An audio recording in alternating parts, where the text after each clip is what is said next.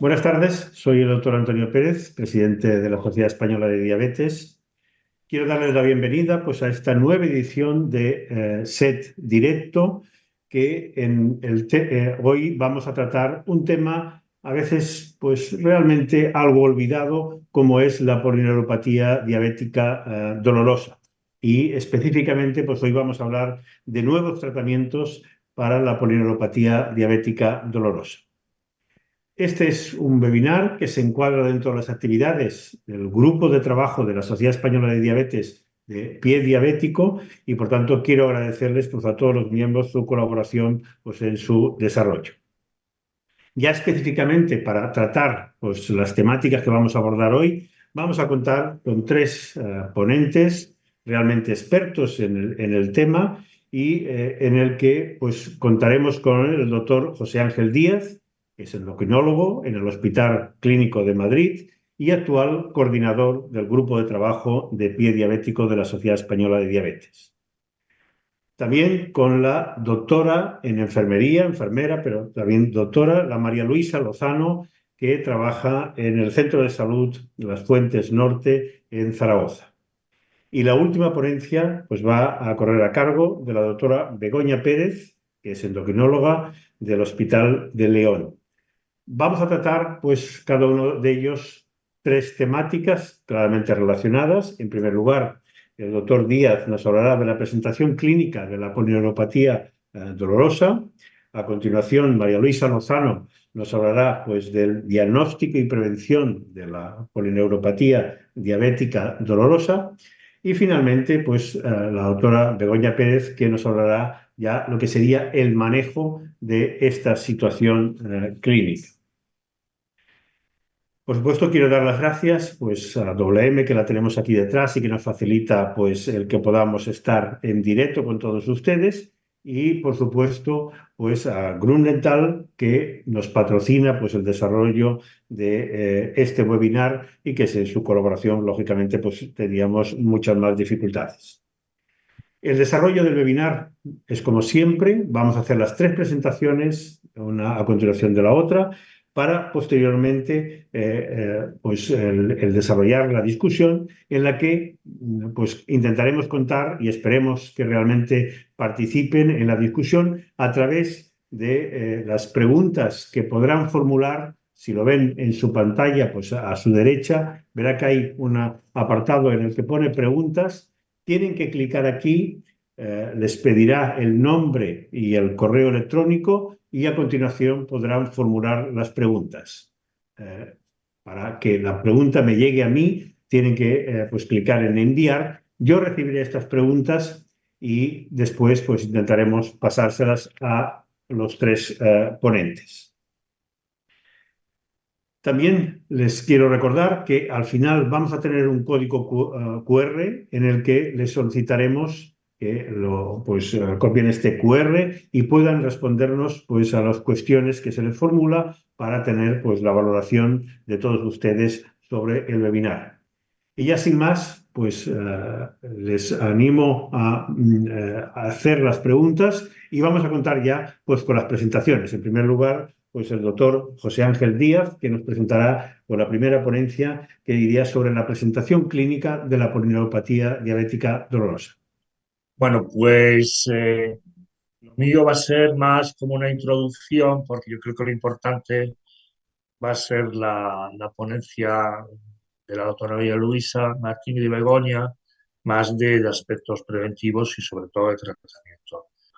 Bien, pues todos sabemos que la neuropatía diabética es una de las complicaciones más frecuentes en las personas con diabetes y que es uno de los factores más importantes de úlceras y amputaciones en pie diabético y, y que conjunto con la enfermedad vascular va a ser lo que confiera un mal pronóstico a las úlceras que se producen fundamentalmente por ausencia de sensibilidad y alteraciones también autonómicas y motoras, y estos dos factores en conjunto va a ser lo que produzca estos daños tan devastadores que son las úlceras y el aumento de amputaciones en este tipo de personas que soportan 16 veces más que en personas no diabéticas.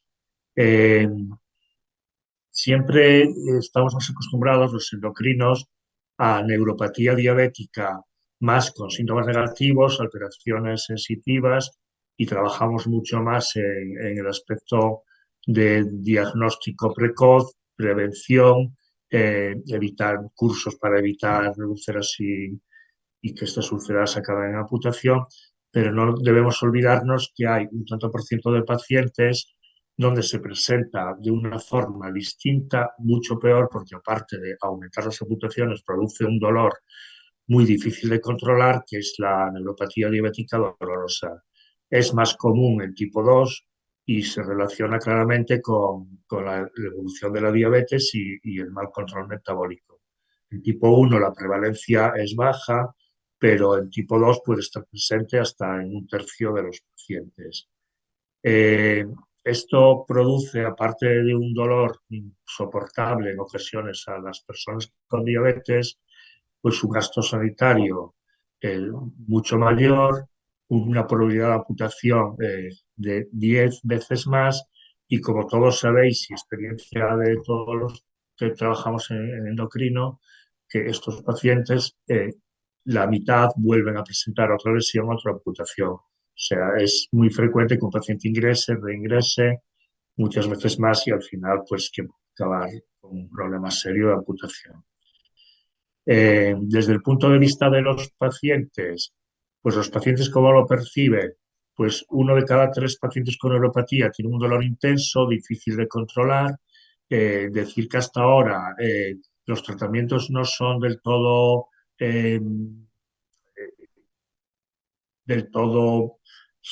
potentes o del todo eh, controlen el dolor, pero afortunadamente, bueno, pues tenemos ahora, como dirá la doctora Begoña,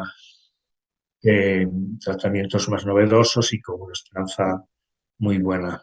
Estos pacientes claramente tienen una calidad de vida peor, tienen problemas laborales, la mayoría de ellos, y lo más negativo, sobre todo para nosotros, es que más del 50% no están informados, no están bien diagnosticados y es muy frecuente que los pacientes den vueltas por varios servicios de urología, trauma, unidad de dolor, endocrino, y esto es bastante decepcionante para nosotros. Hay estudios, claramente, este estudio es ya un poco antiguo, es un estudio que está muy bien, donde se utilizan test de calidad de vida muy conocidos, como el SF36 y otros más adaptados a neuropatía, donde está claramente demostrado que en todos los aspectos de la calidad de vida son mucho peores en los pacientes con poliniopatía diabética dolorosa. La etiopatogenia, no me voy a extender mucho aquí, de toda la vida hemos conocido que el aumento de sorbitol producido por aumento de la glucosa va a producir disminución de ionositol intracelular como mecanismo patogénico de la neuropatía diabética y también pues la glicosilación de productos, la glicosilación avanzada de proteínas y otros productos pues es uno de los factores que va a producir esta combinación. Más recientemente ya esto se entiende mucho mejor y no solamente están implicadas estas dos vías, la de sorbitol y la de productos de glicosilación avanzada, sino ya vías más específicas como AKT, que es importante en patología tumoral, pero también aquí la vía de los ácidos grasos libres, la vía de disfunción mitocondrial y todo ello pues ya es lo que da lugar a daño del nervio periférico y neuropatía dolorosa o neuropatía no dolorosa. Clínicamente, globalmente la neuropatía diabética, como todos sabéis, es muy compleja de diagnosticar y la presentación clínica, aunque típicamente es una polineuropatía sensitivo-motora distal, tanto en miembros inferiores como en superiores, hay otras formas como miotrofia diabética, meralgias parestésicas, síndromes de atrapamiento y luego está otra parte que hoy no, de la que hoy no hablaremos, que es la neuropatía autonómica, también difícil de diagnosticar y de tratar, que como sabéis afecta desde el corazón al intestino, vejiga urinaria, disfunción eréctil en varón y en mujer y a todo el organismo. Realmente la neuropatía, como decía antes, la más frecuente es la neuropatía sensitiva motora simétrica distal, pero eh, que se puede presentar en una fase aguda de diagnóstico de diabetes, como por glucotoxicidad del nervio periférico, con un dolor hiperestesia difusa, que es una forma que suele desaparecer rápido en semanas. Y luego tenemos dos tipos de presentaciones, que es la crónica dolorosa, que produce síntomas positivos muy invalidantes, calambres, dolor, quemazón, y la no dolorosa, que produce pues, disminución de sensibilidad táctil, térmica, vibratoria, y no es menos importante, sobre todo por el principal mecanismo de aparición de úlceras y infecciones. Eh, los consejos de la ADA, de la última edición y también la de este año, 2024, pues nos dicen que la neuropatía diabética es un diagnóstico de exclusión. No nos debemos de olvidar que todas las personas con diabetes pueden tener otro tipo de enfermedades, otro tipo de neuropatías. Y no nos podemos conformar que la neuropatía sea neuropatía diabética, sino que debemos hacer diagnóstico diferencial. Eh, Hasta el 50% puede ser asintomática, por eso es muy importante hacer programas de screening, como nos comentará la doctora Luisa Lozano, para reconocer a estos pacientes e incluirlos en programas educativos para disminuir úlceras y infecciones. Y luego también la ADA incide en que la neuropatía autonómica también puede dejar secuelas importantes y disminuir la calidad de vida. Es importante identificar sobre todo los pacientes que tienen neuropatía dolorosa.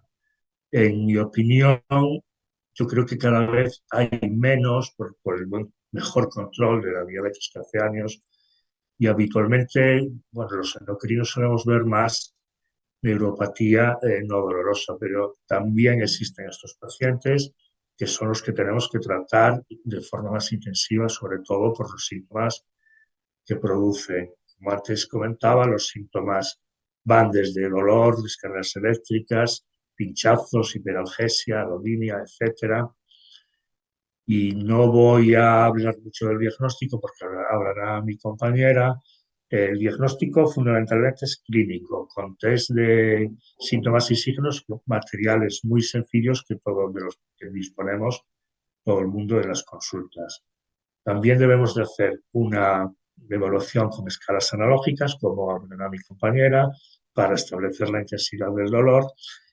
Y aparte de estas pruebas muy clínicas de a pie de consulta, pues disponemos también de otros procedimientos, pero que habitualmente no es necesario utilizar los electromiogramas, test más cuantitativos, los procedimientos y la biopsia en casos ya de mucha duda. El electrimiograma rara vez se necesita. Es una prueba que no hay que hacer casi nunca, salvo cuando tengamos dudas de la etiología de la neuropatía. En este caso, haremos el electromiograma o derivaremos a un neurólogo. Los datos de las neuropatías diabéticas suelen ser de degeneración axonal y desmielinización segmentaria, y como veis en la imagen de la derecha, pues hay datos de disminución de amplitud de los potenciales y aumento de la duración. Otras pruebas que son cuantificación de sensibilidades como el neurotensiómetro, si es verdad que nosotros a veces lo utilizamos más para estudios clínicos y también para identificar o cuantificar más el pronóstico del paciente en cuanto al umbral cuantitativo de sensibilidad. Sobre todo hacemos la sensibilidad vibratoria con el neurotensiómetro, un poco para estratificar el riesgo del paciente.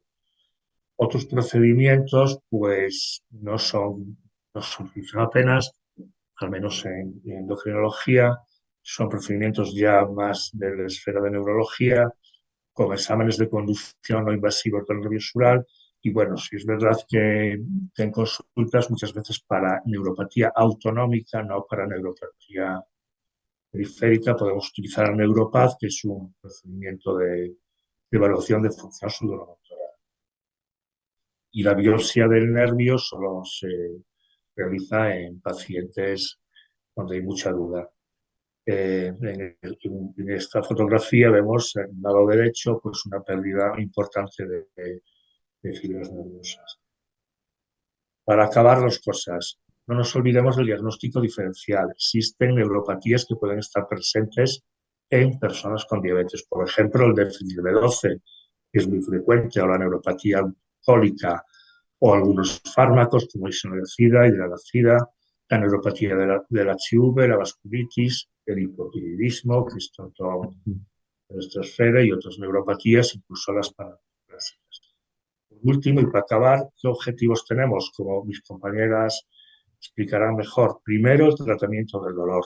Los pacientes dan muchas vueltas con distintos tratamientos con una eficacia muy limitada. Y segundo, el tratamiento preventivo de úlceras y amputaciones. Solo mostrar este estudio, que es de hace muchos años, de nuestro equipo, donde simplemente con un programa educativo de 4 horas en pacientes seleccionados que tenían neuropatía clínicamente establecida, simplemente realizar el programa educativo o no realizarlo disminuyó el número de úlceras de un 27% en el grupo que no lo hacía a un 3,3 con una por ratio de un 22. Y nada más. Muchísimas gracias, Ángel. Y pasamos entonces a la siguiente ponencia, que será a cargo de María Luisa Lozano y que nos va a hablar cómo diagnosticar y cómo podemos prevenir pues, la polineuropatía diabética dolorosa. Adelante. Hola, buenas tardes. Gracias por estar aquí a estas horas, que no son las más adecuadas. Y bueno, voy a hablar de lo que es diagnóstico y prevención de polineuropatía diabética dolorosa. La introducción sería la misma que ha presentado mi compañero, no la voy a repetir. Sí que comentar que la neuropatía es lo que está más presente en el problema de pie diabético, pero sí que como profesionales de enfermería lo que nos va a amargar la vida es el problema arteriopático, porque va a hacer que esas úlceras evolucionen mal o muy mal. Desde enfermería, ¿qué tenemos que hacer? ¿Cómo prevenimos? ¿Cómo diagnosticamos? Prevención pasa por la revisión, por la inspección, por la revisión vascular y por la revisión neuropática. Y sobre todo por la educación del paciente. Hablaremos ahora de ello. ¿A qué pacientes tengo que hacerles una revisión? Yo en mi consulta me puedo plantear que hay que revisar a aquella persona que tenga mal control glucémico, por encima de 8, 8,5 de hemoglobina glicada, diabetes de larga evolución, partiendo de la base que nuestros pacientes con diabetes tipo 2, cuando se diagnostican, pueden llevar casi hasta 10 años de evolución, pacientes con amputaciones previas, con retinopatía diabética, con ausencia de pulsos, con úlcera previa o deformidades. Bueno, esto hay en algunos centros de salud donde se pueden plantear a quién hacen la revisión. Nosotras, que trabajamos en un centro de salud, bueno, digo mi centro de salud, donde es un centro de salud con población de un nivel socioeconómico medio-bajo, no tenemos duda, porque aparte de estos factores hay que tener también en cuenta el nivel socioeconómico del paciente. Por lo tanto, nosotras no tenemos duda, hay que hacer revisión a todos los pacientes que vengan a la consulta. ¿Qué nos planteamos? Hay dudas en la bibliografía, es decir, que le avisamos la próxima vez que venga, le haremos revisión de pies, o cuando llegue a la consulta, directamente hacer la revisión de pies. Bueno, si te aventuras a decirle, bueno, hoy vamos a hacer la revisión de pies, te pueden contestar que no vienen preparados, con lo cual en muchas ocasiones es mejor avisarles. ¿Qué nos podemos encontrar? Bueno, pues hay una clasificación de riesgo de pie y la frecuencia que tenemos que hacer la inspección. En caso de que no haya un problema neuropático ni problema vascular, la revisión ni deformidades importantes, la revisión sería de forma anual, que van a ser la inmensa mayoría de nuestros pacientes. En cuanto hay un problema de neuropatía diabética periférica, la revisión es cada 6 meses. En el momento que aparece un problema de arteriopatía o deformidades importantes, se tiene que hacer una revisión cada 3 meses, pero nosotros por protocolo debemos de enviarles a la unidad de pie diabético. Y en caso de neuropatía e historia previa de úlceras o amputaciones previas, las revisiones tienen que ser muchísimo más frecuentes y en caso de aparición de una úlcera en ese momento, derivar urgentemente a la unidad de pie diabético. En cuanto nos planteamos la inspección, avisado o no avisado, lo primero que nos tenemos que plantear es ver cómo entra andando el paciente, si esa forma de andar es patológica o no, si camina bien, si camina mal. Hacer una inspección importante del calzado, qué calzado lleva, si está bien, es íntegro, meter la mano por dentro a ver cómo lo lleva ese calzado. Y a la vez que hacemos la inspección, tenemos que hacer la educación. ¿Qué zapato lleva? ¿Cuándo se lo compra? Si mira con la mano cuando se lo compra, si limpia ese calzado, que parece una estupidez, pero no lo es. El calzado tiene que ser de piel, pero tiene que estar hidratada esa piel del zapato. Que el zapato sea adecuado al pie que tenga este paciente.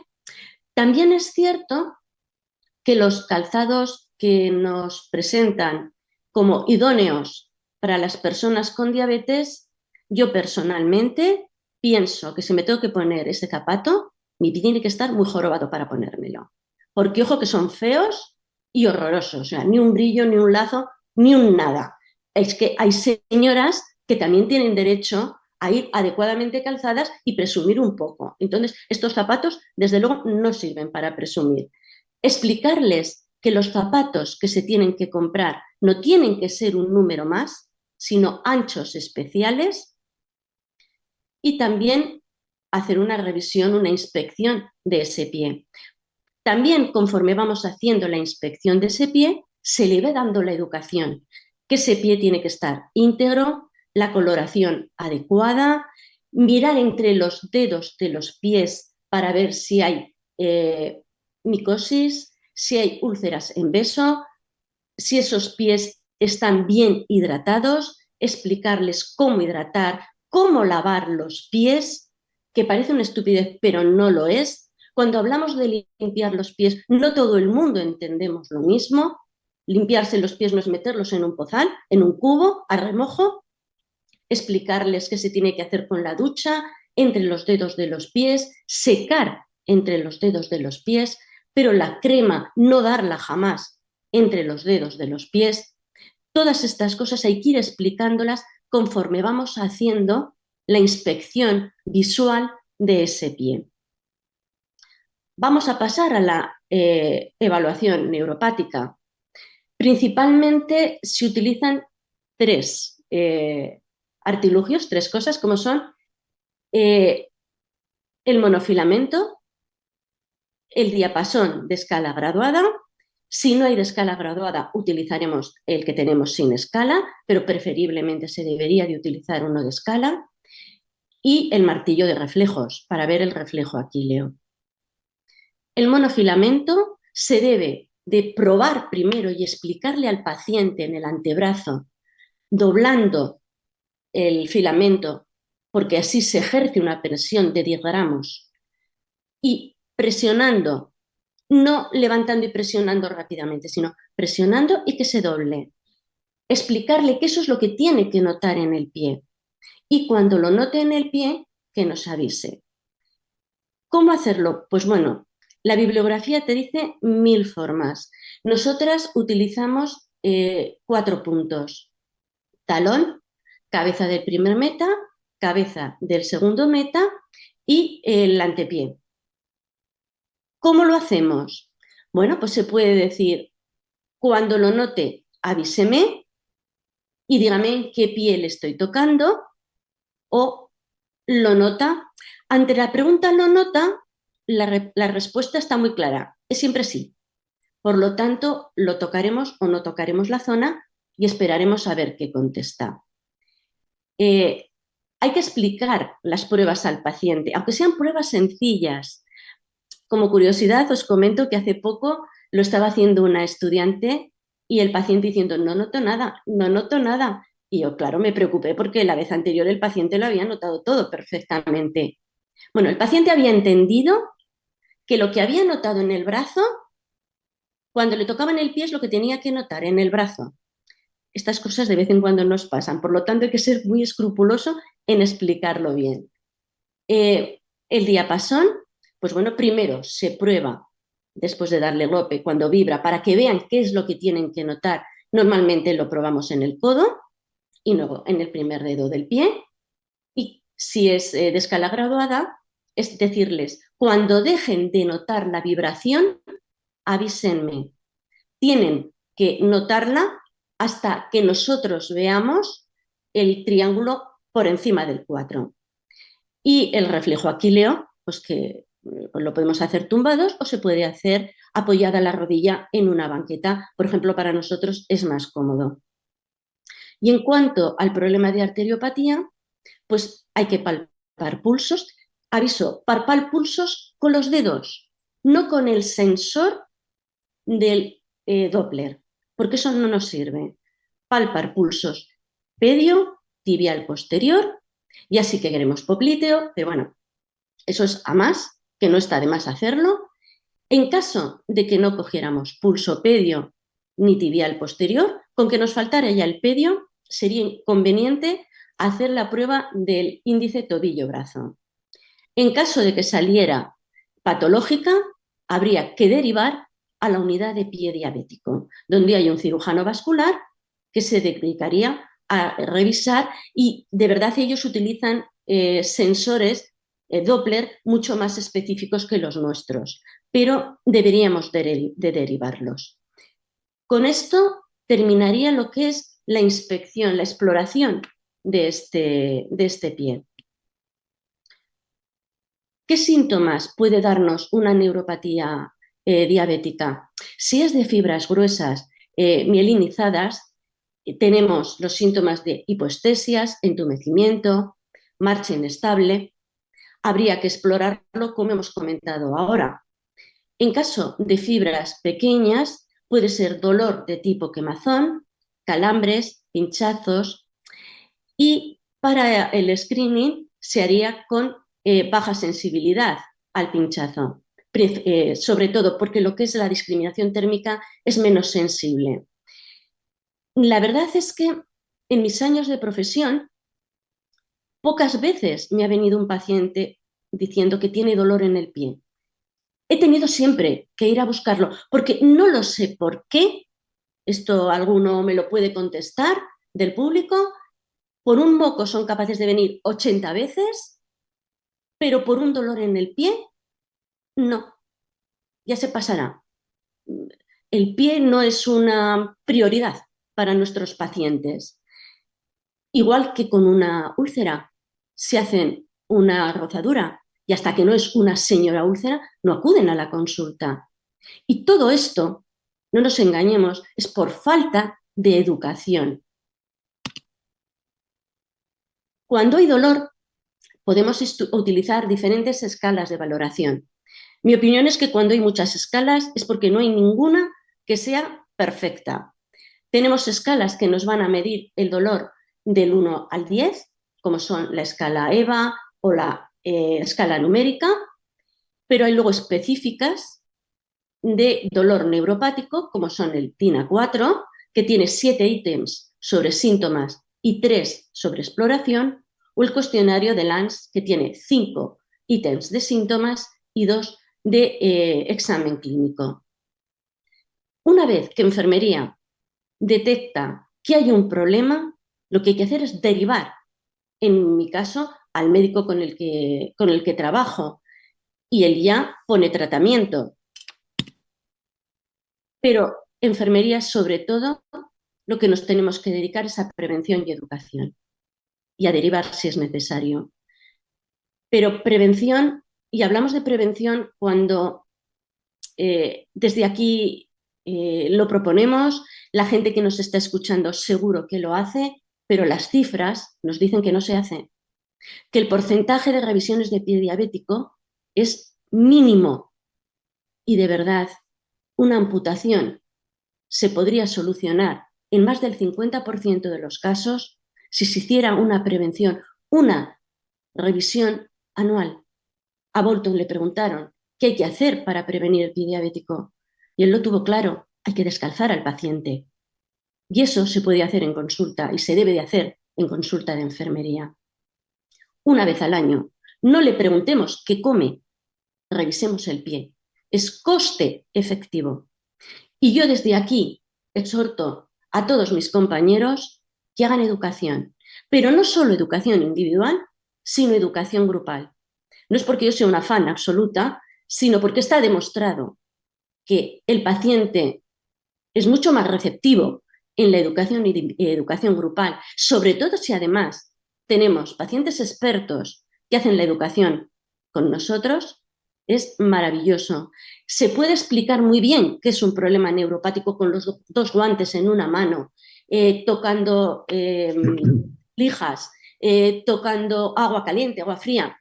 No sé si me he pasado de horario, pero es que la educación me supera. Si alguien quiere tener lo que nosotros utilizamos en educación grupal, no tiene más que ponerse en contacto conmigo.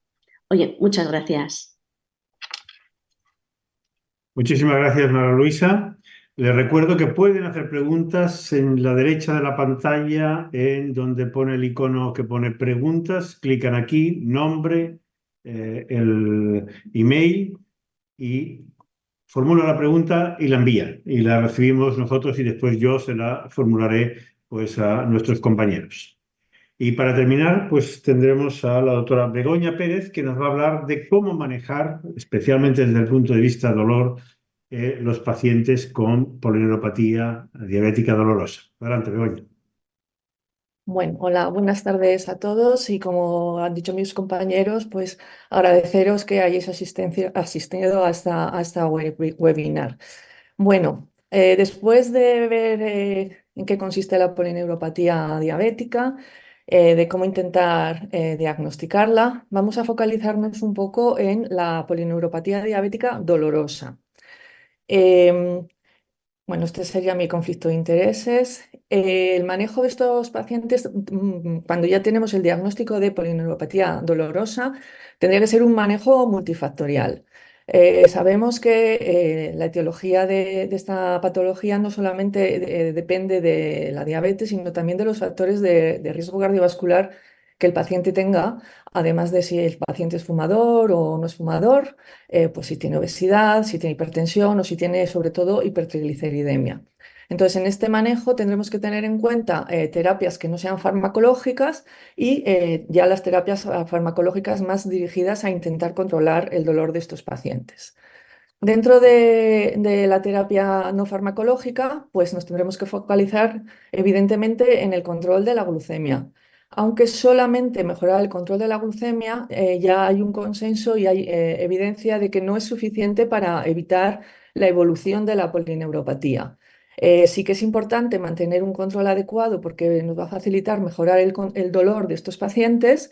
Y bueno, un objetivo sería una hemoglobina por debajo de 7, pero desde que estamos en la era de la monitorización continua de glucosa, quizá es más relevante la variación, el coeficiente de variación que tenga el paciente, no tanto la hemoglobina glucosilada, sino que no tenga grandes oscilaciones glucémicas. Por otro lado, debiéramos también tener en cuenta los hábitos de vida saludables que tiene el paciente. Debemos indicarle una dieta adecuada. La dieta mediterránea sería una dieta perfectamente adecuada para estos pacientes y que también les ayudaría a mejorar el dolor. Debemos insistir en el ejercicio. Como no, el ejercicio ahora bueno, pues está absolutamente de moda y es bueno para todo, pero es que es verdad que produce mejoría de muchas cosas, entre ellos la polineuropatía. El tipo de ejercicio que hay que hacer tampoco está claro. Hay muchos estudios, ejercicio aeróbico, ejercicio de fuerza, los dos. Lo que está claro es que lo que tiene que hacer es dejar de ser sedentario.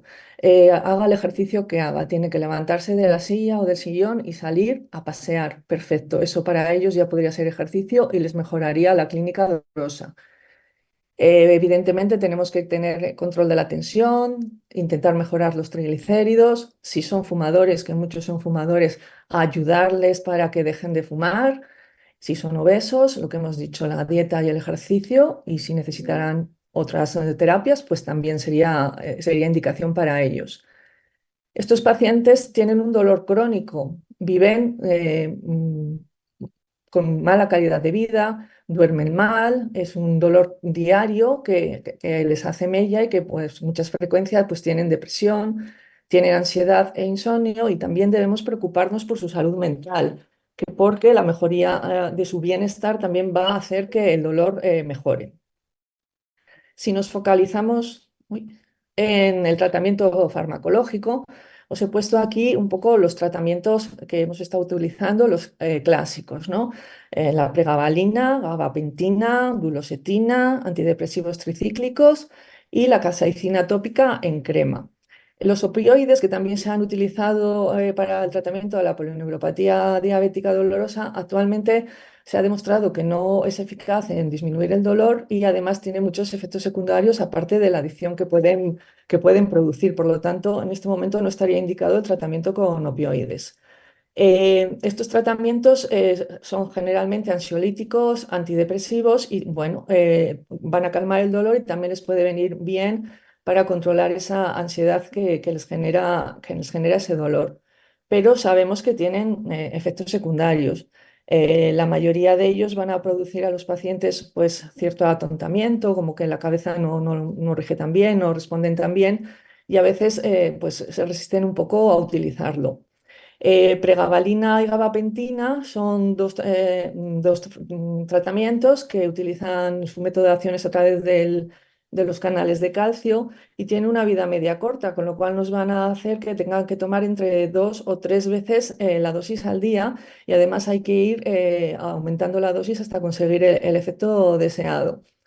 La duloxetina es un antidepresivo, se produce una inhibición de la recaptación de la serotonina y de la noradrenalina, y sí que se da una vez al día, se puede ser entre 60 o 120 miligramos al día.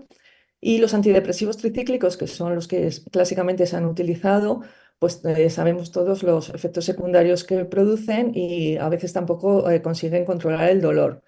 Además, hay que tener mucho cuidado en no usarlos en paciente que tenga glaucoma o enfermedad cardiovascular, porque sabemos que la empeoran y eso también tenemos que tenerlo en cuenta.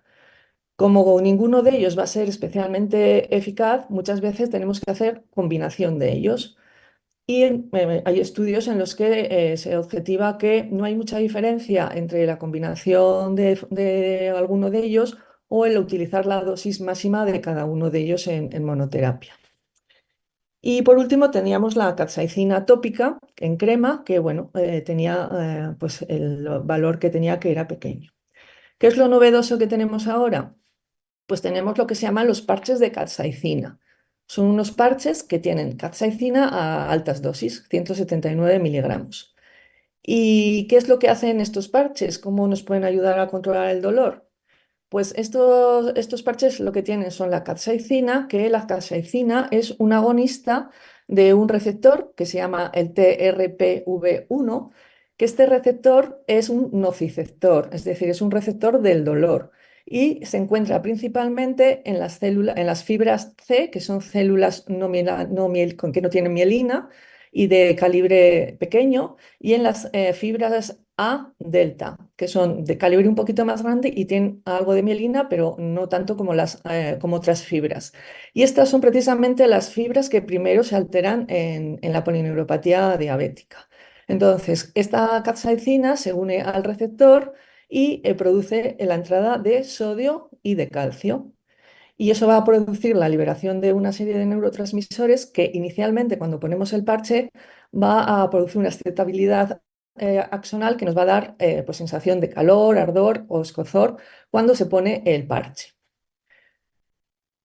Una vez que ya tenemos puesto el parche, se llegan a saturar los receptores. Y una vez que se saturan los receptores, tenemos una serie de cambios. Primero se produce una inactivación de los canales de sodio, perdón. Al inhibirse estos canales de sodio, se va a producir ya de forma inmediata una reducción de la excitabilidad neuronal y de la reactividad. Por otra parte, el aumento de calcio dentro de la célula va a producir una alteración en el citoesqueleto, va a producir fracturas del citoesqueleto, y esto va a hacer que se produzca también una interrupción del transporte axonal rápido. El aumento de calcio también va a actuar sobre las mitocondrias, produciendo una disfunción de las mismas. Va a producir una alteración del transporte de los electrones en la membrana interna de las mitocondrias. Y esa disfunción mitocondrial va a tener un efecto que va a producir una retracción de esas fibras que habíamos dicho que tenían esos receptores, ¿no? Esos nociceptores, que además cuando hay polineuropatía dolorosa, esos nociceptores están especialmente sensibles. Pues gracias a este efecto de la capsaicina se va a producir una retracción de esas fibras nerviosas. Tenemos varios estudios que demuestran la evidencia de que este fármaco es efectivo. Uno de los estudios que os voy a presentar es el estudio STEP, en el que se estudiaron 369 pacientes que tenían polineuropatía diabética dolorosa. A un grupo se le puso un parche placebo que llevaba capsaicina, pero a una dosis muy bajita de 0,04 miligramos, y a otro se le puso el parche de capsaicina de 179 miligramos. Es un estudio que se realizó a 12 semanas y se les pasó un cuestionario para valorar el dolor. En este caso fue el NPRS. Bueno, pues los resultados que tuvimos con este estudio es que se produjo una reducción en la puntuación de ese cuestionario en los pacientes a los que se les puso el parche de 179 miligramos. Y lo que se vio es que esa mejoría en el dolor ya se empezó a ver inicialmente. Ya a la segunda semana de haber puesto el parche, los pacientes empezaron a mejorar. Y además, esa mejoría se mantuvo durante todo el estudio. Durante las 12 semanas, esa reducción porcentual en la puntuación se mantuvo durante esas 12 semanas. También en este estudio observaron que se produjo una mejoría en la calidad del sueño que tenían estos pacientes. Los que tenían el parche llegaron a mejorar un 34% su calidad de sueño, y vemos también que esta mejoría se produce ya desde el inicio, lo mismo que nos pasaba con la mejoría del dolor. Ya desde las 2 semanas de haber puesto el parche, estos pacientes ya presentaban esta mejoría. Y también valoraron qué porcentaje de pacientes conseguían una reducción del dolor que fuera mayor o igual del 30%. Y observaron que prácticamente en el 41% de esos pacientes conseguían una reducción del dolor relevante, más del 30%. Y lo mismo que os he dicho antes, esta mejoría casi ya era desde la segunda semana de haber iniciado el tratamiento. El segundo estudio que os voy a presentar es el estudio PACE. Este estudio se realizó en 468 pacientes y se hizo 3 grupos. Un grupo de pacientes en el que se hizo un tratamiento convencional, otro grupo de pacientes a los que se les aplicó el parche de capsaicina de 179 miligramos, también podían tomar el tratamiento convencional, y en este caso se mantuvo el parche durante 30 minutos. Y un tercer grupo en el que se realizó el mismo tratamiento, pero manteniendo el parche durante 60 minutos. Y después se valoró la eficacia de estos tratamientos a 12 meses, al año de haber puesto el parche. Las características que tiene este estudio es que los pacientes fueron haciendo visitas al hospital, y en las visitas, si los pacientes habían mejorado o no habían tenido respuestas, se les podía volver a poner otro parche de tratamiento, siempre esperando como mínimo en este estudio 8 semanas antes de introducir un nuevo parche. Pues en esta gráfica lo que se ve es que tanto en los pacientes que estuvieron con el parche 30 minutos como con el que estuvieron 60 minutos se produjo una disminución clara del dolor. 37,5 para los que estuvieron con 30 minutos con el parche, un 40,8 los que estuvieron con 60 minutos, frente al tratamiento de monoterapia convencional, que solamente fue de un 13,9%.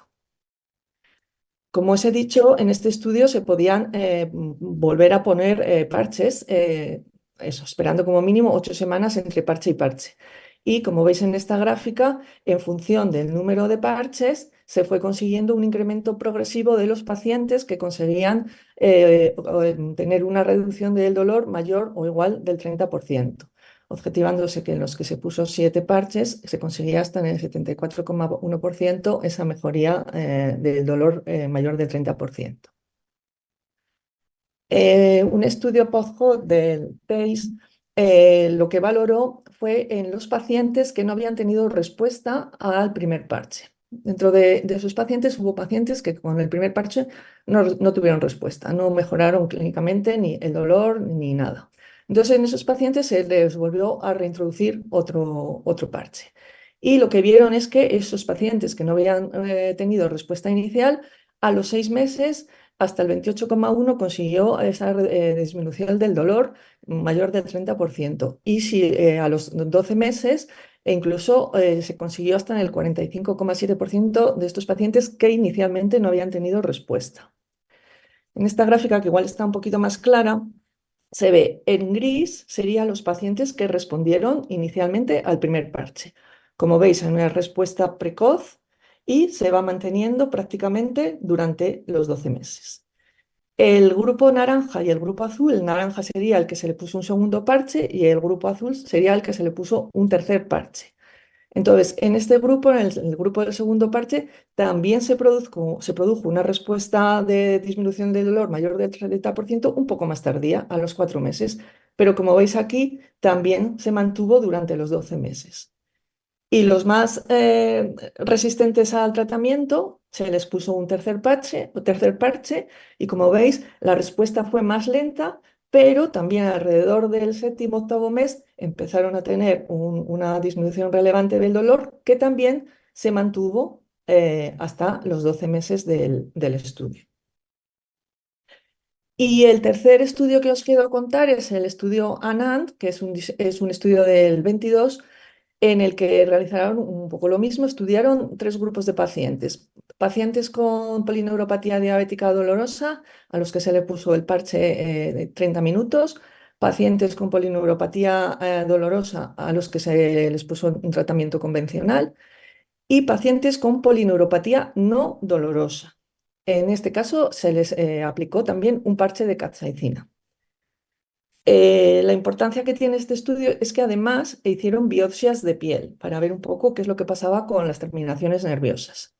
Bueno, pues como en los estudios anteriores, vemos que los pacientes, tanto con polineuropatía dolorosa como sin polineuropatía dolorosa, perdón, con polineuropatía dolorosa en este caso, disminuía el dolor por encima del 30%, lo hacía precozmente y se mantenía durante las 12 semanas de tratamiento.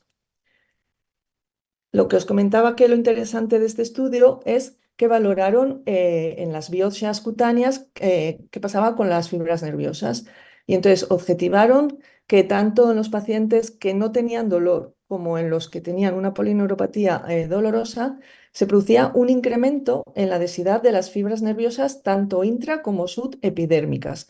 Y se vio en los 3 meses, en las 12 semanas del estudio, o sea, relativamente pronto.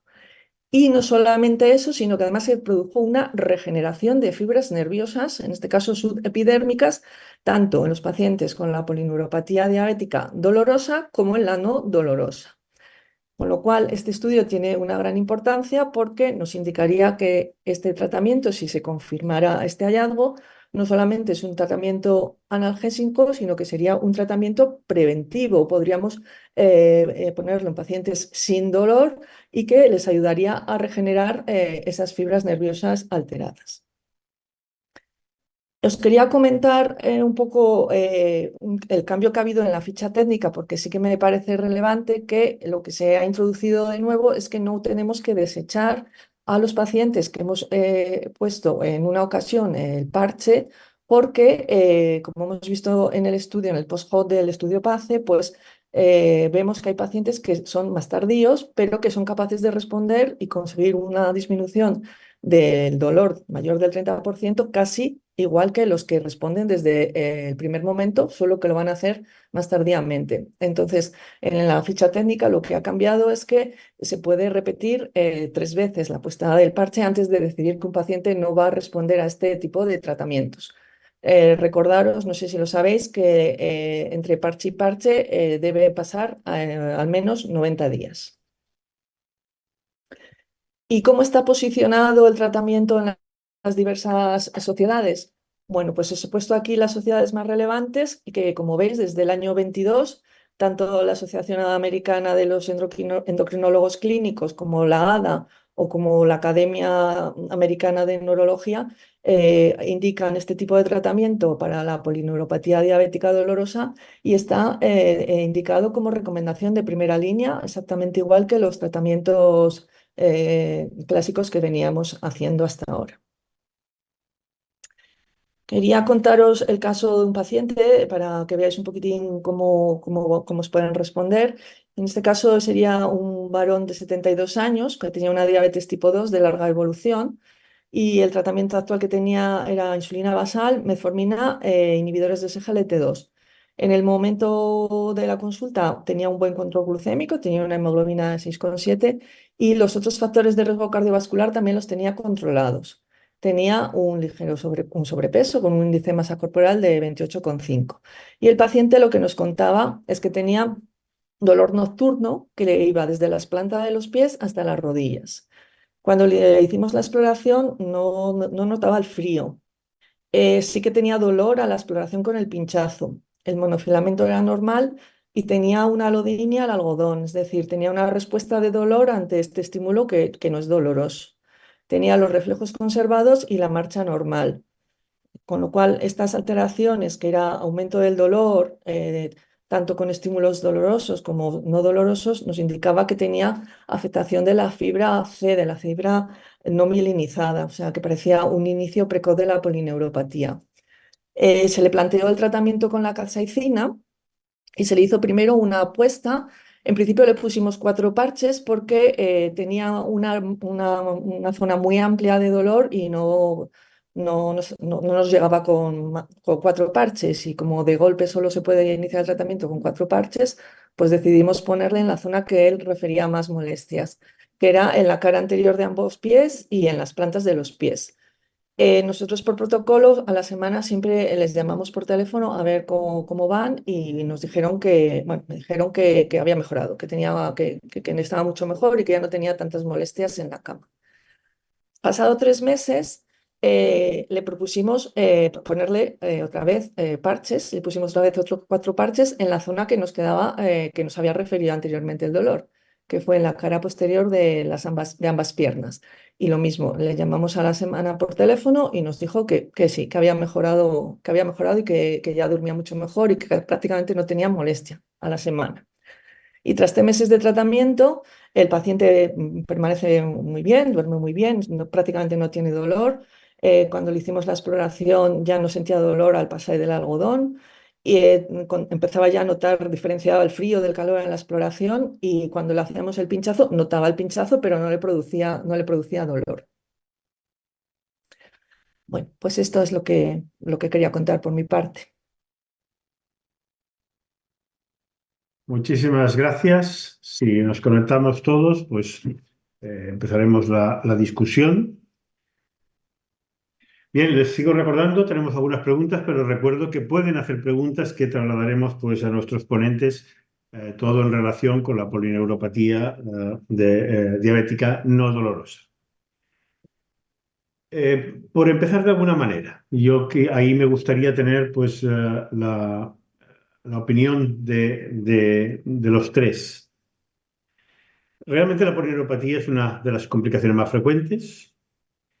Probablemente también la que sabemos por fisiopatología, que es una de las que en mayor relación tienen con el control glucémico y por tanto ahí tenemos un mecanismo de prevención muy importante y que está asociada con la problemática social desde todos los puntos de vista, la calidad de vida para los pacientes, pero probablemente, no sé si estaréis de acuerdo conmigo, es de las que le hacemos menos caso.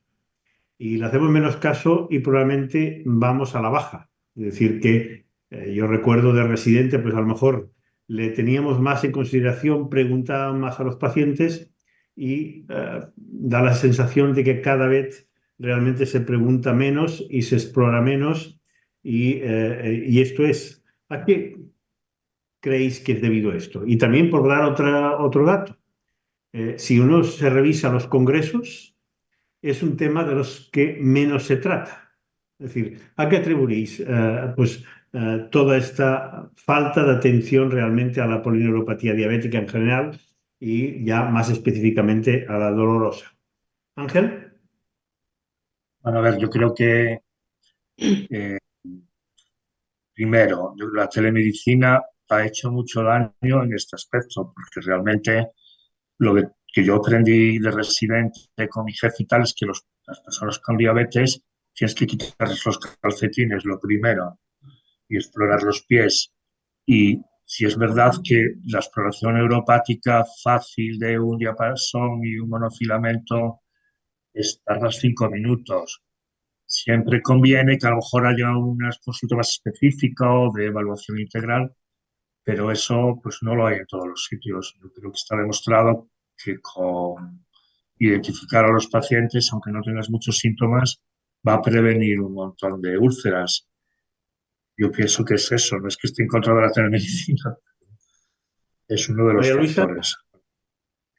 ¿tu Eh, visión de la primaria también es como la del endocrinólogo, que cada vez parece que le hagamos menos caso? Totalmente de acuerdo, totalmente de acuerdo. Yo cuando doy sesiones a profesionales siempre pregunto por qué no se hace revisión de pies. No pregunto si se hace, pregunto por qué no se hace. Porque qué no se hace está claro. Las cifras lo dicen, o sea, se están revisando pocas revisiones de pies. La respuesta siempre es la misma. No hay tiempo y no hay formación.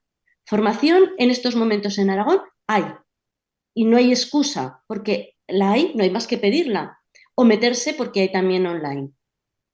Y la otra del tiempo, pues mi contestación siempre es la misma. ¿Cada cuánto preguntáis por alimentación a vuestros pacientes?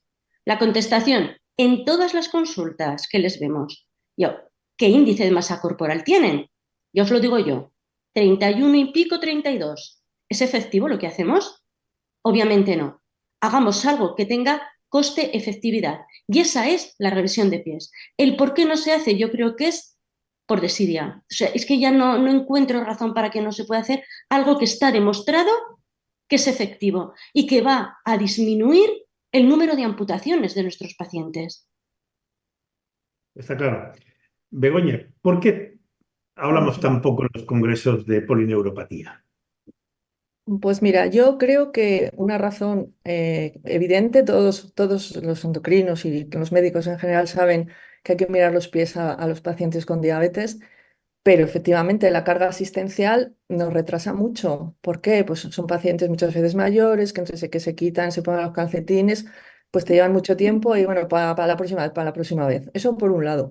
Y por otro lado, porque yo creo que también es una complicación que los propios pacientes con diabetes ignoran. Lo tienen como asumido, ¿no? Que como suele ser más evidente en personas mayores, ancianas, pues que les duela los pies o que por la noche tengan más calor y tengan que sacar los pies, pues a veces ellos tampoco lo reflejan y nosotros tampoco lo preguntamos. Pero yo creo que quizá hacer toda la exploración que necesita la polineuropatía es también lo que nos echa para atrás, porque aunque parezca 5 minutos, no son 5 minutos. Y quizá lo que habría que hacer es algo mucho más sencillo, ¿no? Algo más sencillo y más precoz. Entonces, si a los pacientes con diabetes desde el principio estuviéramos acostumbrados, lo mismo que les revisamos los ojos o les revisamos el riñón, hacer una vez al año algo tan sencillo como coger una aguja y pincharles o pasarles no sé, un tenedor o algo así metálico y ver si distinguen el frío o no, ya nos daría una pista. Y con eso, porque eso es lo primero que se va a alterar en una polineuropatía diabética, porque son las fibras que primero se alteran. Entonces, igual, también lo que habría que intentar es no intentar abarcarlo todo, porque por abarcarlo todo al final no hacemos nada.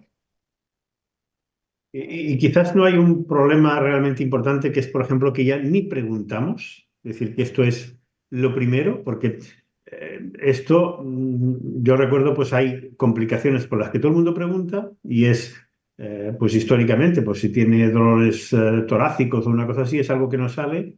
Preguntar si tiene dolor en el pie o si tiene sensación, pues, de quemazón o lo que sea nocturno, que a veces es un porcentaje de pacientes, es algo igual que no preguntamos, e incluso si nos dicen que se cansan, en lugar de preguntar por insuficiencia cardíaca, no preguntamos, o sea que no es la única complicación.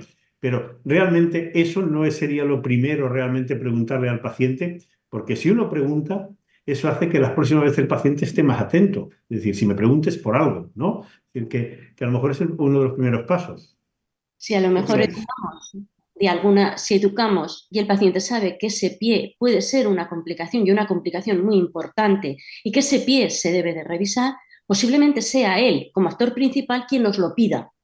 A lo mejor también hay que trabajar desde colegios de farmacéuticos para que desde las farmacias también nos deriven a consulta de enfermería, revisiones de pies y desde luego la educación, es que es fundamental. Si el paciente no sabe que el pie que tiene puede tener un problema, no va a ir a preguntar y no va a ir a buscar ese problema. Y cuando está el problema, está la úlcera ya. Sí, claro, porque ellos Ángel, cuando lo consultan ya sí. están muy avanzada la polineuropatía. Habría que intentar eso, diagnosticarla mucho antes, mucho más precozmente, pues para prevenir, ¿no? Lo que hemos estado diciendo, la amputación. Pero es verdad que cuando ya se valora o cuando ellos se quejan, pues ya tienen la úlcera y aquello ya pues está muy complicado. Mm. Ahí llegamos tarde, como tantas veces, Llegamos ¿no? Es tarde. decir, que esto que sí que es importante. Pero sí que yo me gustaría recalcar esto, que es decir, que cuando tú a un paciente que cada visita le preguntas por algo, eso le da conciencia de importancia. Y esto es algo que a veces no tenemos muy presente el hacerlo. Eh, por ir después, porque tenemos muchísimas preguntas, pero la mayoría dedicadas después al tratamiento farmacológico y por eso voy repasando algunos aspectos que en general seguro que nos preguntan mucho menos. Esto nos da la idea de realmente cómo funcionamos. Es decir, que parece que si no hay marketing, acabamos siendo un tema del que nos olvidamos y realmente es así. Eh, Siempre hablamos de equipo multidisciplinar y multifactorial en cuanto al manejo. Eh, ¿Qué consideraríamos en el paciente con polineuropatía el equipo multidisciplinar? ¿Qué actores son los que debemos estar ahí? Venga, por empezar Bueno, al revés, empiezo por María Luisa, ya que tenemos la primaria y es donde va la primera vez. ¿Quién considera ella que debe participar aquí? Está claro. Atención primaria B al 90% de las personas con diabetes tipo 2. Es enfermería y desde luego medicina de primaria quien tiene que estar al pie del cañón. Pero yo creo que a lo mejor por el trabajo que hacemos es enfermería quien tiene que hacer las revisiones de pie. Y ahí, cuando no se hacen, es tirarme piedras sobre mi tejado, pero yo creo que es enfermería quien debería de hacer las revisiones de pie. Y si hay problemas, derivar. Desde Aragón se puede derivar directamente enfermería en la unidad de pie diabético. Por lo tanto, yo creo que enfermería está claro. Está claro que tiene que hacer las revisiones de pies. Y medicina también, quiero decir que somos un tándem. Ángel, bueno, yo creo que lo importante es tener organizados los servicios, ¿no? Lo que lo importante es, desde luego, que enfermería y primaria, tanto enfermería de primaria como de especializada, son los actores principales. Luego siempre está la podología, que si llevamos años intentando integrarla en el sistema endocrino y cirugía vascular. Con eso ya se forma un equipo. y no olvidarnos nunca de todo aquel que ve a un paciente con diabetes, que a veces nos olvidamos Sí, todos ya, son pues, importantes. Mm. Begoña, ¿pondrías a alguien más?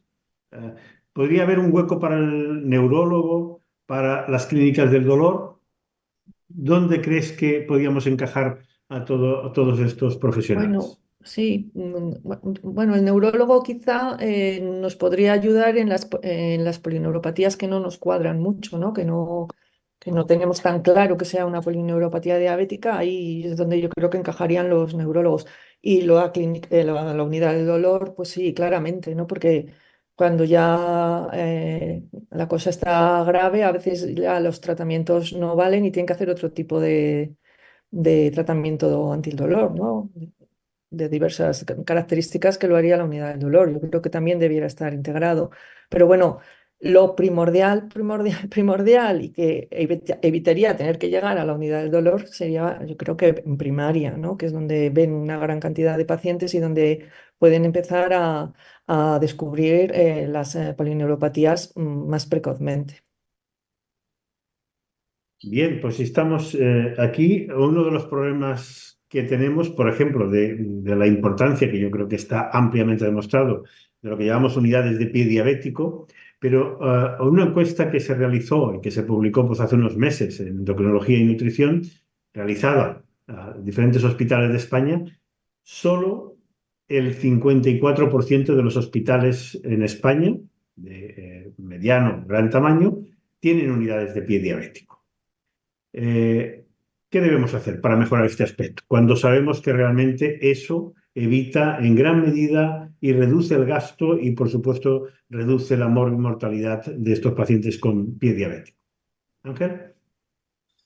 Bueno, es que es difícil montar una unidad de pie diabético sin podólogos, por ejemplo. Nosotros llevamos muchos años y siempre estamos en las mismas, ¿no? Realmente también es que hay poco interés dentro de los endocrinos, creo. Gente que se quiere dedicar a úlceras, pies, amputaciones, ingresos, no es todo el mundo. Quiero decir, yo creo que es buscar gente que tenga iniciativa, interés por ese tema y alianzas con vascular, con enfermería de diabetes, con neurología en casos especiales. Y luego el único problema que hay yo creo que es a lo mejor la falta de entendimiento con derivaciones de primaria a especializada o viceversa. Pero creo que las unidades se forman teniendo interés. Bien, pues yo creo que ahora vamos a ver por las preguntas ya más dirigidas al tratamiento. Tenemos una pregunta que nos dice el parche de capsaicina, ¿dónde se coloca? Y si 179 miligramos es la dosis diaria. A ¿Begoña? ver, sí, los parches de capsaicina, cada uno de ellos tienen 179 miligramos. En una apuesta se pueden poner 4 parches como máximo. Y lo que se hace en el paciente es un mapeo, o sea, pues como marcar cuáles son las zonas que le duele. Y ahí es donde se van a colocar los parches. Si son zonas muy extensas, vamos a necesitar más de 4 parches y por lo tanto, pues no lo vamos a poder hacer. Vamos a elegir las zonas más dolorosas. El parche se pone una vez. Depende, si es en la planta de los pies se mantiene 30 minutos, si es en otras partes se mantiene 60 minutos. Una vez se quita y luego se va valorando a lo largo de los meses la evolución de la clínica del paciente. Antes de 3 meses no se debe poner nuevos parches. A partir de los 3 meses sí se podría poner.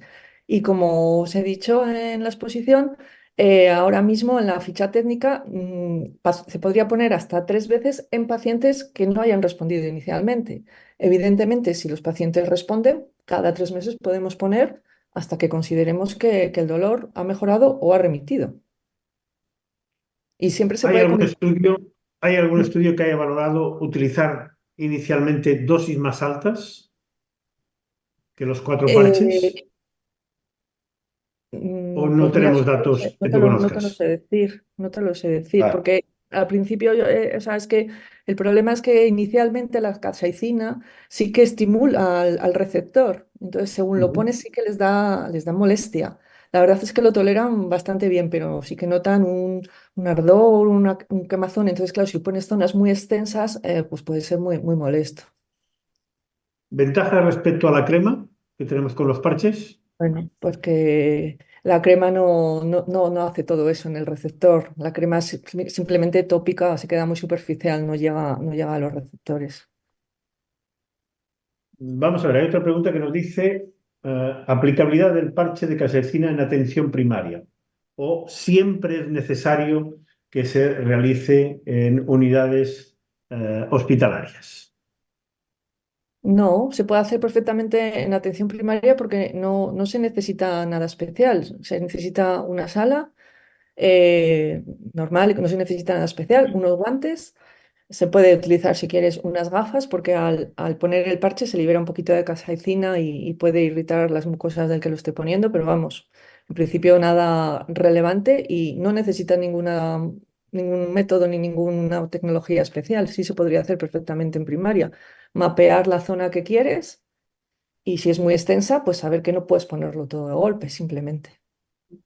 María Pero Luisa, ¿tú sí, lo ves aplicable en tu Sí, entorno? sí, no habría ningún problema. En absoluto, se puede poner sin ningún problema, lo he estado viendo y sí, igual que se pone en especializada, se podría poner por prescripción médica en primaria, sí. Ángel, supongo que tú también estás de acuerdo que no Sí, hay claro, se puede poner ninguna cualquier cosa específica que nos lleve a prohibir, a que no se pueda utilizar, ¿no? En atención primaria. Yo sí, claro, completamente, Quizá se lo puede único, poner cualquier sitio. sí, yo quizá lo único que estoy pensando, claro, es medicación hospitalaria. Entonces no lo sé cómo sería eso para atención primaria, porque este Bueno, tratamiento es en de Madrid farmacia se hospitalaria. dispensa por la receta electrónica y los Ah, pacientes lo sí. compran y lo traen, ¿eh? Ah, vale, vale. Es que aquí en Traen, León sí. es medicación hospitalaria, por eso no sabía muy bien. Mm, Esos son los aspectos burocráticos que después, pues bueno, efectivamente. pues variamos de comunidad a comunidad, ¿no? Es decir, según cómo se haya entrado a esta situación. Eh, Nos preguntan también si realmente hay algún dato que pueda afectar o que modifique el control glucémico, el parche de capsaicina. No sé No, si no, tenéis no. información o... Es un tratamiento muy local, muy local. Actúa directamente eso, sobre ese receptor que lo que hace es disminuir la excitación de la terminación nerviosa que en estos pacientes la tiene alterada, pero nada más. Y también nos preguntan en relación a esto si la respuesta puede variar dependiendo del control glucémico del paciente. No sé si No, hay pues, o datos. sea, no hay no hay no tengo ningún estudio en el que hayan valorado si los que responden con el primer parche tenían mejor control que los que respondían con parches posteriores. Pero lo que sí que está claro es que la mejoría del control glucémico per se va a mejorar el dolor. Entonces, cuanto Por mejor supuesto. tengan el control glucémico, probablemente mejor respondan al parche, claro. También nos preguntan si tenemos paciente con polineuropatía dolorosa, ¿con qué fármaco iniciamos? Y yo ya os añado, y esta la pregunta va para los tres, ¿tipificáis de alguna manera el paciente de empezar pues, con una terapia farmacológica u otra, dependiendo de las características de los pacientes? Aquí yo recuerdo pues, que había antes se distinguía, incluso algún neurólogo lo había oído, que el que tenía un dolor lacinante, por a lo mejor iba mejor, respondía mejor a unos, mientras que tenía más dolor urente, nocturno, pues a lo mejor respondía mejor a otros. Si incluimos ahora el parche de capsaicina, podríamos decir si realmente hay uno primero para la gran mayoría o diferenciáis pacientes para iniciar con uno u otro. Bueno, yo en principio no Ángel, creo que capsaicina ahora disponible en parche estaría en primera línea, al igual que gabapentina o que gabapentina. Luego yo dejaría tratamientos más agresivos, de opiáceos y tal para el control del dolor. Begoña, Sí, sí, yo también estoy totalmente de acuerdo. Ahora, la primera opción de tratamiento sería la capsaicina, primero porque no va a tener los efectos secundarios que tienen los otros tratamientos. Han demostrado mucha efectividad en la disminución del dolor y luego tenemos la posibilidad de que nos ayude a regenerar las fibras nerviosas, cosas que los otros no lo hacen. Entonces, para mí sí es de primera línea.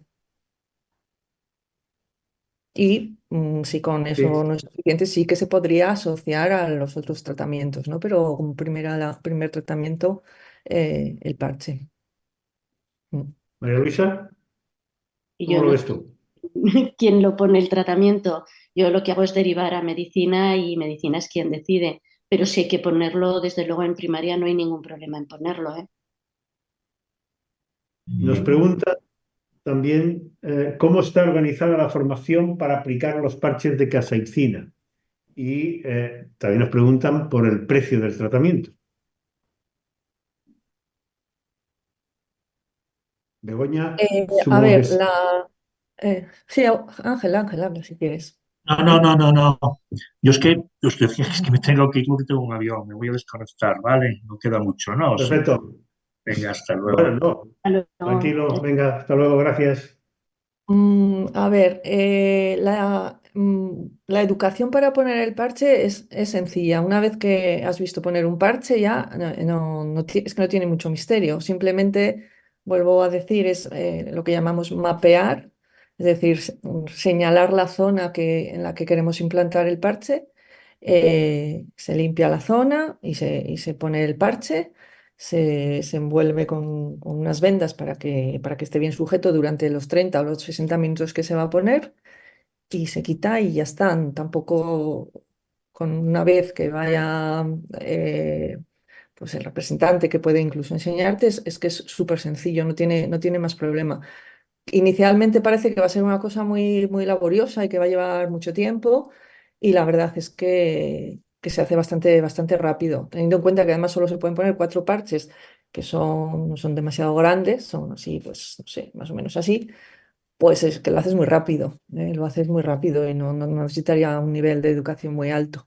Y respecto al precio, pues lo de siempre. Yo no sé exactamente lo que vale, pero sí que creo que si un parche o los 4 parches que pongamos al paciente le soluciona el problema mucho tiempo y se evita tomar otros fármacos que debieran tomar diariamente y varias veces al día, pues y con efectos secundarios que a veces no deseamos, pues probablemente sí que sea coste efectivo. Pero bueno, no lo sé seguro. También nos preguntan si necesita el sellado de inspección para prescribir estos fármacos y si realmente se prevén problemas para la prescripción desde atención primaria y si se necesita alguna prueba específica. En este caso nos ponían, pues sí, sería necesario realizar un electromiograma para poder indicar el parche de capsaicina. Yo creo que es un poco lo que ha comentado antes Ángel y tú, Antonio, que va a depender de comunidades o de hospitales. Yo os comento, en el Hospital de León no hay ningún problema, lo pedimos a farmacia y no nos piden ningún justificante, ni tenemos que hacer ningún visado ni nada. Nosotros citamos al paciente y el día anterior pedimos los parches que consideramos y nos lo mandan de farmacia sin ningún problema, sin ningún problema. Yo no sé si se empezara a utilizar en atención primaria, si, bueno, eso ya es un poco burocrático, no sé muy bien cómo lo harían. Y respecto a lo del electromiograma, definitivamente no, el electromiograma es que no es necesario para el diagnóstico de la polineuropatía, salvo que tengas dudas que sea una polineuropatía diabética, entonces no sería necesario para nada hacer un electromiograma. Pues mira, ahondando en esto que dices tú, nos dice Antonio Jesús, dice, en mi centro de atención primaria, en Bailén, estamos colocando los parches de Kaisercina con muy buenos resultados. O sea que en atención primaria Bien se pone. o sea, depende del lugar realmente y cómo se haya gestionado, no depende de otras razones. O sea que Efectivamente. realmente si queremos hacerlo, pues hay que hacer el esfuerzo Podría hacer, y claro. luchar con la administración para que realmente te lo faciliten, ¿no? Los parches de capsaicina se están utilizando en la unidad de dolor para muchas otras polineuropatías, las polineuropatías oncológicas, polineuropatías por el VIH, con muy buenos resultados y bueno, pues un poco lo que estamos diciendo, la polineuropatía diabética es como la gran olvidada y ha quedado un poco ahí atascada, ¿no? Entonces es útil y es que está indicado para ese tipo de tratamientos porque tiene evidencia científica. Sí, yo aquí realmente además yo creo que dentro de la endocrinología tenemos que hacer un gran esfuerzo porque pasamos de ser algo que evaluábamos y tratábamos y el dolor pues lo intentábamos manejar nosotros a realmente tengo la sensación en general de que realmente eso se descarga muchísimo en las clínicas del dolor, que no digo que realmente en determinados momentos pueda ser necesario manejar determinadas situaciones del dolor, pero la gran mayoría sí que realmente, como ocurre para muchas de las complicaciones, deberíamos responsabilizarnos. María Luisa, tienes 2 personas que quieren contactar contigo para ver Vale, pues el material y cómo hacer la educación. O sea que vale. veremos después No, pues cómo te hacemos llegar. mi ¿Eh? correo electrónico, que se pongan en contacto por correo electrónico. Yo lo digo es mlozano, o sea, 2 L seguidas de María Luisa Lozano, @salud.aragón.es. Que me digan qué es lo que quieren y yo me pongo en contacto con ellos y compartimos todo lo que quieran. Muy bien, vamos a ver qué más tenemos, porque realmente hay muchos. Eh, Realmente, Begoña, con pasar un filamento y un tenedor para comprobar si existe el frío, ¿tendríamos un diagnóstico de neuropatía aunque no tuviera dolor? Eh, Bueno, yo creo que es más precoz el pinchazo que el monofilamento, porque el monofilamento ya es presión y eso ya indica un daño de lesión de otras fibras. Las primeras que se afectan son las C y las C lo que primero que nos va a alterar va a ser eso, el dolor y la alteración del frío o calor, sobre todo del calor. Mm. ¿Ya que atribuyes que, por ejemplo, realmente los casos de polineuropatía dolorosa aguda, probablemente vemos muchos menos, ¿no? Es decir, con el paso de los años realmente ha mejorado. ¿Es la mejoría del control glucémico o...? Porque incluso recuerdo que, que estaba descrito de pacientes que muchas veces cuando estaban muy mal controlados y le mejorabas, a veces es en esa fase cuando realmente aparecía, ¿no? La Sí. clínica. Es que como la patogenia de la polineuropatía tampoco saben cosas, pero no se sabe muy bien, ni se sabe tampoco la evolución que va a tener, ¿no? No tiene una proyección clara, pues es verdad que a veces cuando empiezan a mejorar empiezan a tener más síntomas. Lo mismo que también, que no lo hemos dicho, a veces cuando se pone el parche en pacientes que generalmente no, lo pones en pacientes con dolor, pero a veces lo puedes poner con insensibilidad por esta idea de que pueden mejorar las terminaciones nerviosas, al mejorarles esas terminaciones nerviosas pueden empezar a tener dolor, que es algo que puede Claro. pasar. ¿Eh? Entonces, pero el control glucémico a la larga va a mejorar el dolor, igual de forma aguda no, pero a la larga sí. Mm. Por supuesto. Dice, las sesiones grupales que se hacen en pacientes con diabetes para polineuropatía periférica, ¿en qué se basan? ¿Cuáles son los objetivos? Hablar más de las sesiones. Yo no Sí, sé si se claro. refería a que realmente se haya esas sesiones específicas dentro de para polineuropatía o se entra dentro de las grupales Nuestras, de educación diabetológica en general, ¿no? una de nuestras sesiones es pie diabético en concreto. Y dentro de él, ¿cómo le explicas tú a alguien qué es una neuropatía? Es que es difícil de entender. Entonces, lo de que he comentado antes, se ponen dos guantes en una mano y se toca frío, calor con las dos manos. ¿Y ahora qué habéis notado? Uy, pues con esta mano de los dos guantes, pues no he notado la lija, no he notado el calor, no he notado el frío. Pues este es su pie. Así puede terminar su pie. Yo en 40 años de trabajo, nadie me ha venido a decir, oiga, es que he perdido la sensibilidad en el pie. Nadie me lo ha dicho nunca. Es algo que tienes que ir a buscar. Y muchas veces el dolor pasa igual. Tengo dolor, pero lo achaco a las cosas más peregrinas y no se me ocurre ir, salvo que el dolor sea fuerte, que entonces sí que iré. Pero pues me molesta, lo saco de la sábana, lo vuelvo a meter. Esto es porque hace mucho calor, mucho frío, porque he ido a caminar, porque no he ido. O sea, que hay cosas que yo no termino de entender por qué la gente no acude con esos síntomas. Pero es verdad, no acuden. Entonces hay que explicarles que esos síntomas existen y cómo buscarlos y que vengan y que acudan a tu consulta. Vuelvo a repetir, es que estoy harta de que por un moco vengan 80 veces y cuando hay una cosa realmente importante no acuden, pero porque no hay educación y no hay formación.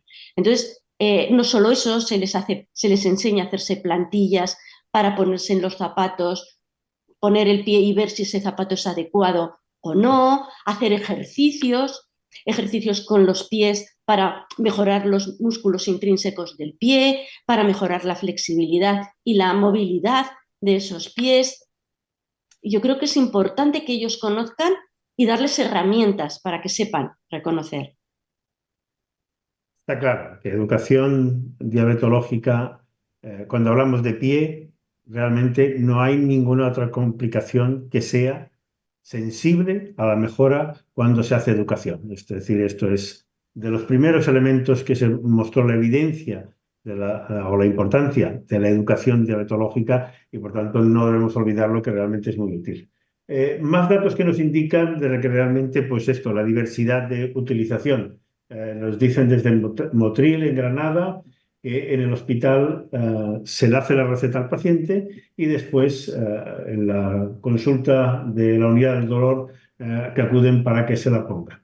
Nos hacen también una pregunta, esto diría más para Begoña, si realmente esto también en neuropatía posherpética que no responde pues, a la gabapentina estaría indicado o no estaría indicado el parche de capsaicina.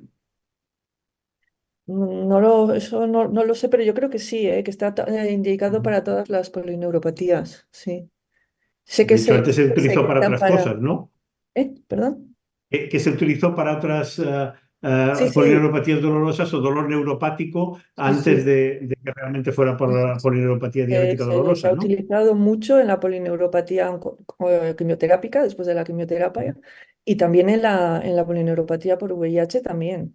Entonces yo creo que la posherpética también, pero bueno, no lo Por sé tanto, no seguro. sería otra. Yo- Pues, como veis, un montón de preguntas. Seguro que se me queda alguna por ahí en medio. He intentado irlas viendo todas, pero yo creo que hemos hecho un repaso. No sé si realmente cualquiera de vosotras que quiera decir alguna cosa más adicional realmente en cuanto a la polineuropatía dolorosa o bien ya más específicamente el tratamiento, pues tenemos 2 o 3 minutos que podemos también utilizarlos. Bueno, yo sí que me gustaría comentar que cuando te llega la caja y ves el prospecto de cómo hacerlo y cómo ponerla y cómo...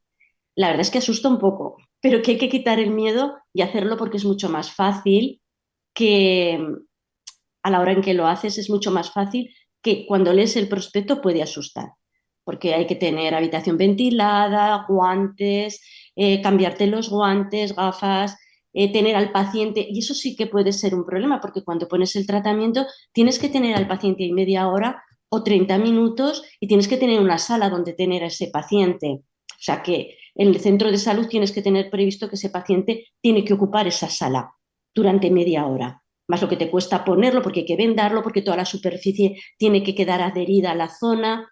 Entonces, sí que supone un tiempo. No es como otro tratamiento que es darle, que se vayan a casa, se tomen la pastilla o se echen ellos la crema. Eso sí que supone que hay que tenerlo previsto y no se puede poner en cualquier momento. Tienes que tener el espacio para poderlo hacer. Begoña, ¿alguna cosa Sí, sí. adicional? Pues lo que hemos dicho desde el principio, que tenemos que motivarnos más, que tenemos muy claro que hay que revisar los ojos, que hay que revisar el riñón, la tensión, el LDL, pero nos olvidamos de la polineuropatía, que es la complicación más frecuente que tienen los pacientes diabéticos, que les puede dar dolor y que les puede invalidar y que muchas veces están infratratadas simplemente porque no lo valoramos, ¿no? Entonces, que tenemos que implicarnos más en introducirlo en nuestras revisiones anuales y conocer que este tratamiento, que bueno, puede tener una mínima dificultad más que dar una pastilla, pero tiene muchos más beneficios, ¿no? Primero, porque al paciente también le ahorras mucha medicación, una medicación que además tiene efectos secundarios que los pacientes no notan, ¿no? Y esto pues es más agradable, más sencillo y además es que notan mejoría enseguida y son muy agradecidos, la verdad, están muy contentos. Mm. Y yo pues resumiría quizás que además tenemos una nueva herramienta terapéutica, que esto siempre nos debe animar, porque a veces cuesta decir cuando no hay un tratamiento específico, parece que realmente todo el mundo esté menos interesado. Tenemos esta nueva herramienta terapéutica que realmente lo primero que tenemos que hacer es conocerla bien, como cualquier tratamiento, cómo aplicarlo, intentar seleccionar adecuadamente los pacientes y realmente pues podemos mejorar muchísimo ya no solamente los aspectos de salud, sino, pues bueno, sabemos lo que representa el dolor crónico en calidad de vida para los pacientes y por tanto esto es realmente es algo que no debemos nunca dejar de lado porque, bueno, pues uno de los objetivos fundamentales es que el paciente realmente mejore su calidad de vida, aparte de que algunos aspectos de salud que medimos mejor, pues los podamos mejorar. Eh, Creo que es una oportunidad, pues el que no es socio de la Sociedad Española de Diabetes debe hacerse socio y después ser, si está interesado en aspectos relacionados con el pie diabético, la polineuropatía, pues inscribirse en el grupo de pie diabético de la Sociedad Española de Diabetes, que es un grupo pues realmente multidisciplinar y donde pues hay endocrinólogos, hay enfermeras, hay podólogos realmente, y es la manera de mejorar pues muchos de los aspectos y dar a conocer pues al resto de compañeros que realmente no están tan metidos en el tema.